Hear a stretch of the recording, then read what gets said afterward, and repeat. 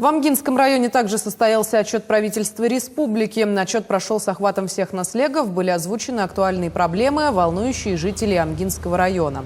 Это вопросы сельского хозяйства, электроэнергии, строительства социальных объектов, подключение частного сектора к центральному отоплению, вопросы по поддержке семей мобилизованных и многое другое. В целом, жители села остались довольны проделанной работой и единогласно проголосовали за положительную оценку работы правительства региона. В Амгинском районе, в отличие от других улусов Республики Саха-Якутия, наиболее остро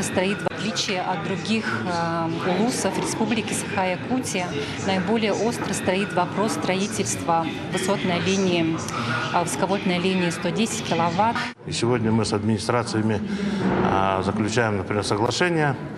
Мы, имея резерв мощности котельной, даем им объем подключаемых домов. Они отрабатывают с населением.